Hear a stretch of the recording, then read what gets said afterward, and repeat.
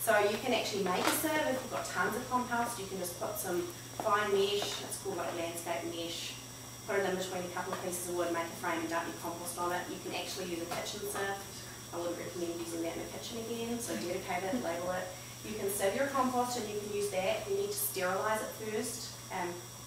If you're interested in that, I can give you the specifics, but it has to be sterilised for a particular amount of time. You can do it in the oven. It doesn't smell good, but it works. You can also buy seed starting mix at just about any store, but it's important to use seed starting mix. Don't use, I brought you some things here. A lot of people try and start their seeds in potting soil. You're not going to be as successful, because most of the seeds, if you're starting with a big seed, they might be fine in the potting soil, but for most of the seeds it's too heavy and dense, and they've got tiny little roots. I'll actually pull a couple out, which is sacrilege, and show you. But I know it is, it's me. And that brings me to my next topic, which is thinning. And that's something that as beginner gardeners, most people just don't want to do. I mean, honestly, look at these lovely little plants. They're all striving for life.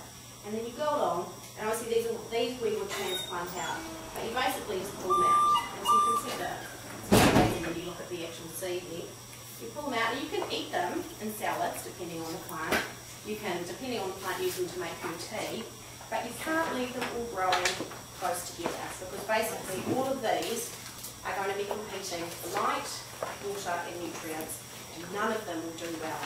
So that's one of the reasons that I personally like to start my seeds nice and spaced out, not like this, because I hate having to pull them out and thin them. And the seeds that you're thinning you usually can't transplant. If you're really, really accurate and clever and the seeds are forgiving, and you've got really steady hands, sometimes you can transplant these into another medium. And when you are transplanting, you've got to be really careful. See, I'm holding this with the leaves. These are too early to be transplanted, and we cover this in the notes. These little leaves that come out, they're called the cotyledon leaves, and they're the leaves that are actually living already in the seed. It's kind of amazing what's in seeds. You don't want to transplant your little seedlings until they've got their next set of leaves. And that's really important, because these leaves don't produce any nutrient for the plant, and it'll need some nutrition to help it recover from being transplanted. So these would not be ready to be transplanted. Some seeds don't like to be transplanted at all, and again that's something that will be on the seed packet. Things that have a long root like carrots and beets don't like being transplanted. So once you've got them to a level when they're able to be transplanted, and I brought these as examples, these are sweet peas, and these are nasturtiums. These you could transplant. They're a good size to transplant. You don't want to get them much bigger than this. The larger they are, the more shock it is to the plant and to its root system. And then the important thing to do is to be really, really gentle, because this is the point at which some people get really impatient and they start like pulling more things out and plunking them out. These are probably nasturtium, maybe you could put out in the garden now, but if we get another cold snap, they'll die. So it's really too early to be putting anything out in the garden. So what you really want to do is just gently tease these apart without touching the stem. I'll show you this. See, these are already, they need to be transplanted, because you can see the roots are starting to curl around. And this here, if you leave them in this container, the roots will become what's called root bound, and then even if you transplant them, they will never do well, because the roots have already started a circular pattern, and even once you put them in soil, they'll just keep circling around, and actually in extreme cases they'll actually choke themselves, they'll choke the plant. So at this point you want to break it off, and you just be really gentle, but you can just pull them apart if they're kind of come together. And you're going to put this in a pot by itself. So you put some potting soil in here. I don't have time to go through it exactly. The most important thing is to keep it at the same level. Don't bury the stem, because you'll suffocate the plant. There are a couple of exceptions, but we won't go to that. Tomatoes are an exception, they don't mind being buried a little bit. So you're going to put them in this, and you're going to leave this in the same location, water it thoroughly, until it's the right time to plant out in your area. And it varies. So you can actually call, the master gardeners have a hotline you can call and ask them. There's also a website that gives you the exact, for your zip code, gives you the exact date for this year that you should be planting out. They calculate the weather and all this stuff. That's what the people at Oregon State University are doing. So it's really important to keep in mind that you might have a little microclimate. So if you're like me and you're on the top of the hill and exposed, I have to wait at least a week or 2 weeks longer than anybody else to plant out, otherwise I lose my plants. But if you've got a really nice sheltered backyard and you get plenty of sunlight, then you can probably plant out as soon as they say it's okay. It's the really quick Cliff Notes version. Normally we take like 2 hours to do this little workshop.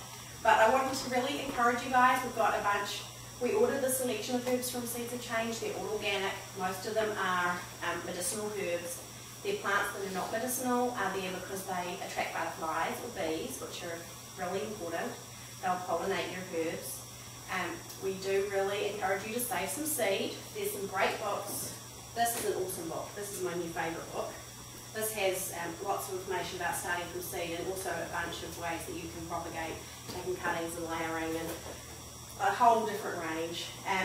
There's this book here, and this is a brand new book. This is actually an advanced copy, but I think we've got them on pre-order. Designing Your New Kitchen Garden, which is really fun. It's great fun to have a kitchen garden. Herbs work really well in a kitchen garden, so you can combine your edibles with your medicinal. Herbs usually attract bees and butterflies. But everybody's garden is different, so a really good thing to do before you start planting your garden is to take a soil test, and you can actually get a soil test done really cheaply. It's like $30, and they'll tell you the pH of your soil, they'll tell you what nutrients you have in your soil, what kind of amendments you need to make, whether that's compost, whether that's some type of fertilizer. You do want to think about fertilizing. Once you get your plants out in the garden, choose whatever type of fertilizer you want, but it's important to get the right type and to use it safely. We advocate using organic or natural fertilizers, and there's some really fun ones like this one, which is made out of bat guano and worm castings. So my favourite is your own compost that you make. If you don't have a lot of backyard space, can you set up like a greenhouse to keep going through all the progression? And a greenhouse, what a greenhouse does is it extends your season. So you can start your seeds earlier, but you still got to think you've got to have somewhere to put them. Now if you have a greenhouse that's actually on ground, you can actually grow things in your greenhouse year round. So you can start seeds inside really easily, you don't need a greenhouse. You can get complicated, there's grow lights, which are fantastic, but I think that would probably be a good intermediate step if you don't have much yard. And of course when you're planting your garden, and this is something that they talk about in this book, there's lots of things you need to think about. The sunlight in your yard, not just your soil, and water and drainage. A lot of Oregon gardens have really bad drainage, particularly if you're new construction. So a lot of new construction yards, is anyone in that position? Okay, one person. Yeah. Because they need to take all the topsoil off the development, sell it to other people, and then they put back this little layer, which is about 2 inches, on top of the clay. And you can, if you dig holes in it, and most people in Oregon have clay soil, if you dig holes in clay and plant plants, you're basically sticking them in the bathtub. And plants need air, their roots need air, and usually about 30% of soil should be made up of air molecules. So you don't want to start putting them in a bunch of water, they're just going to die. So your drainage is really important, but there are really easy solutions. Raised beds are fantastic. There's some great solutions for raised beds. If you're not handy like me, you can buy these kits, and they come with and you can actually get the ones that are made out of recycled plastic lumber, and they come with little pins, and you put them together, and you put the pins in, you put your compost and soil in there. You don't even need to worry about the drainage. So that's a really good solution. And it is a fantastic one in Oregon because they say you can actually raise the soil temperature by 10 to 15 degrees in a raised bed. And when you're talking about a climate like ours, which is really conducive. We can grow bunches of things in Oregon that they can't grow in other areas of the country, but we do have these long, cold, wet springs, and that's just not great for starting plants. So raised beds are a great way to get around it, and you don't even need sides. You can actually just pile up soil. If you don't have enough sun, that's another thing, so we can't move the sun. But there's solutions to that too. Well, you mentioned the soil testing, and you see kits for those. Are those worth? Those are not very reliable. They're not very good. The testing equipment they use in the labs is hundreds of thousands of dollars and really sophisticated. And the kits you buy, which are like $30 to $40 anyway, and they're only good for one use, don't have particularly precise results.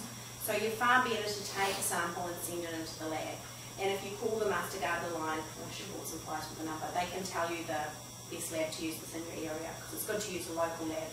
The other thing about the test kits that you buy is that they don't test for a lot of the micronutrients, the boron and all that good stuff. You need those trace nutrients for optimal health of your plant, so they can give you a lot more information, and it's the same price, so don't be scared of the soil testing people.